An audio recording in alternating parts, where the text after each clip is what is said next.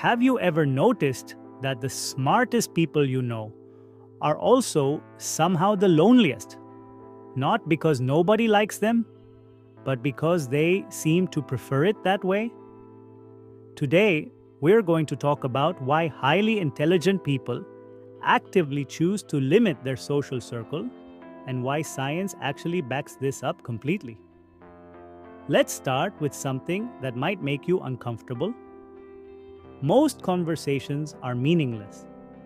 I don't mean that to sound harsh, but think about the last 10 conversations you had. How many of them actually changed something in your brain? How many of them left you thinking differently about the world? Probably very few. And here's the thing: smart people feel this gap more intensely than anyone else.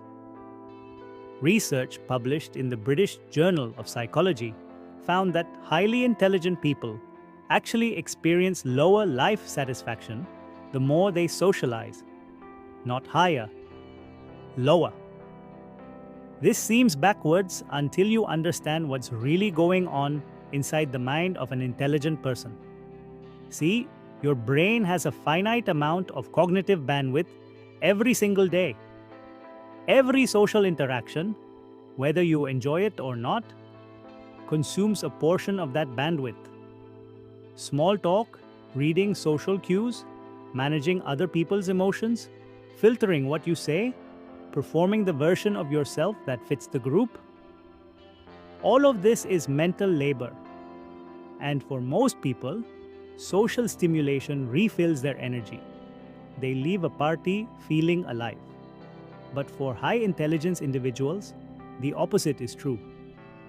Their energy comes from solitude, from deep thinking, from processing the world internally. The moment they step into a room full of surface level conversation, the drain begins. And it's not shyness, and it's not arrogance. It's cognitive economics. They are simply protecting their most valuable resource, focused mental energy. Now let's go deeper, because this isn't just about energy, it's about what the brain is actually hungry for. The intelligent mind is wired to seek pattern, depth, novelty, and meaning. It's constantly building models of how the world works, connecting ideas across different domains, questioning assumptions. And when that mind enters a social setting where the conversation is about gossip, celebrity drama, who said what at work, or what someone's weekend plans are, there is a mismatch. The brain is running a Formula One engine, and the conversation is a parking lot. This mismatch creates a very specific kind of frustration that intelligent people often can't explain, which leads to something even more isolating. They start to feel like something is wrong with them. Why can't I just enjoy this like everyone else?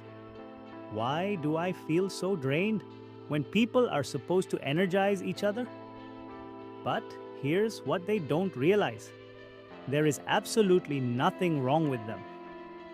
Their brain is simply operating at a frequency that most casual social environments can't match. Psychologists call this the intellectual stimulation threshold, the minimum level of mental engagement required for a person to feel present, connected, and alive in a conversation. For average intelligence, this threshold is low, which means most conversations qualify.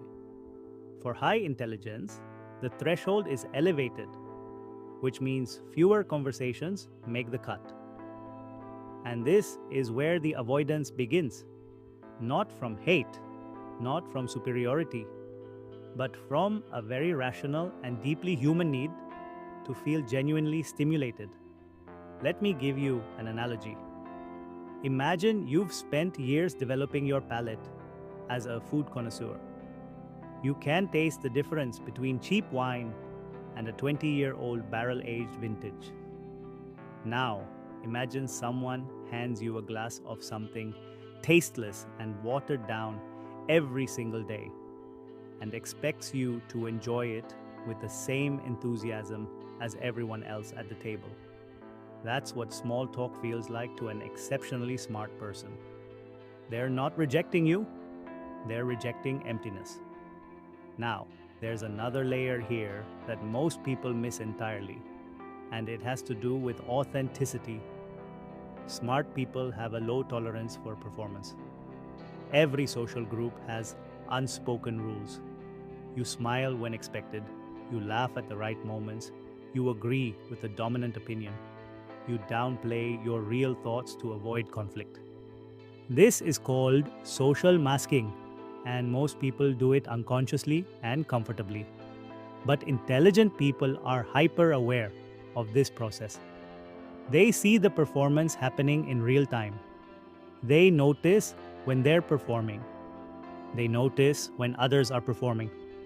And wearing that mask, even for an hour at a party, feels exhausting and slightly dishonest. Over time, they begin associating large social gatherings with inauthenticity, and they quietly withdraw. Not from people, but from performance. There's also a fascinating psychological phenomenon called intellectual loneliness. It's different from regular loneliness. Regular loneliness is the absence of people. Intellectual loneliness is the absence of minds that match yours.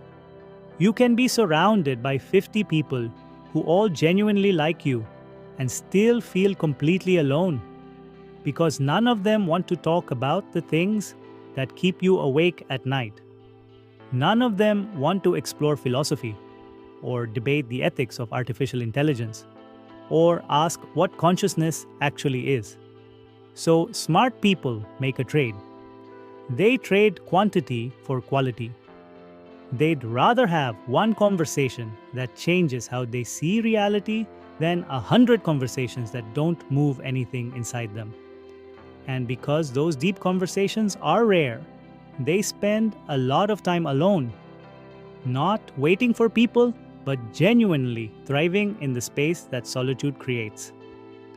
Let's talk about something that's rarely discussed: the emotional intelligence paradox. You might assume that because smart people avoid most people, they must be emotionally cold or incapable of connection. But research shows the opposite. Studies on high IQ individuals often reveal high levels of empathy and emotional sensitivity, sometimes painfully high. They feel other people's energy intensely. They pick up on micro expressions, tone shifts, and emotional undercurrents that most people miss entirely. And here's the dark side of that sensitivity. Spending time in emotionally chaotic social environments isn't just draining for them, it's genuinely overwhelming. They absorb the anxiety of anxious people, the cynicism of bitter people, the noise of people who haven't yet examined their own lives. So, avoidance, for a highly sensitive and intelligent person, is sometimes a form of emotional self-preservation. It's armor, not arrogance. Now let's address the elephant in the room. Isn't this just elitism? Isn't saying smart people avoid most people basically saying smart people think they're better than everyone? This is where we need to be very careful and very honest. There is a difference between genuine intelligence-driven solitude and ego-driven snobbery. The snobbish person avoids others because they believe they are superior. The genuinely intelligent person avoids certain social situations because they've learned through experience that those environments don't serve their mental and emotional well-being. One comes from contempt, the other comes from self-knowledge. And actually, the most intellectually humble people on earth are often deeply aware of how much they don't know, which gives them a quiet intensity in conversations with anyone who seems genuinely curious, regardless of their education or status. A brilliant physicist can have the most meaningful conversation of the week with a carpenter who thinks deeply about life. Intelligence driven avoidance is never about class or status, it's about depth. Let me now bring in the evolutionary angle, because this makes the whole picture even clearer. Evolutionary psychologists Satoshi Kanazawa and Norman Lee conducted a landmark study known popularly as the Savanna Theory of Happiness. And one of their key findings was striking. For most people, living in densely populated areas and having frequent social contact increases happiness, which aligns with our ancestral survival instincts, because back then, your tribe was your survival. But for people with higher intelligence, this ancient formula reverses. More social contact in dense environments actually decreases their happiness. The researchers suggested that smarter individuals are better able to adapt to novel environments and to override the evolved social instincts that no longer serve their actual needs in the modern world. In other words, the smart person's brain has evolved past some of the tribal wiring that still governs most social behavior. They don't need the tribe in the same primal way. And because of that, they are free and sometimes burdened with a different kind of social math. Here's something I want you to sit with. Smart people are not anti-people. They are anti-noise. There is a profound difference. The same person who avoids office birthday parties and dreads networking events will stay up until 3 a.m. talking to one honest stranger about their childhood, their fears, and what they think happens after death. The desire for connection is alive and burning inside them. It just has a very specific shape. And when it finds its match, it is the deepest kind of human bond imaginable.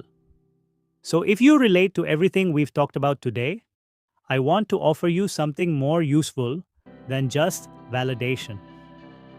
Understanding why you avoid most social situations is the beginning, but it shouldn't become an excuse to fully withdraw from humanity. Because here's the final psychological truth. Even the most solitary genius needs mirrors. You need people who challenge you, who disagree with you intelligently, who make you question your own conclusions. Without that friction, the sharp mind turns inward too much and begins to mistake its own echo for truth.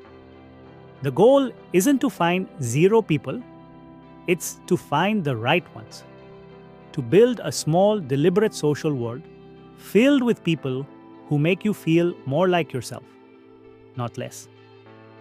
People who don't require you to perform, who can handle your silence, who ask real questions, and who are willing to be genuinely known. That is the social life of a smart person done right. Not empty, but intentional. Not lonely, but selective. Not cold, but calibrated. And if that's what you're building, then you're not broken. You're not antisocial, and you are definitely not alone. You are simply someone who has chosen depth over noise. And in a world addicted to surface, that is one of the rarest and most beautiful things a person can be.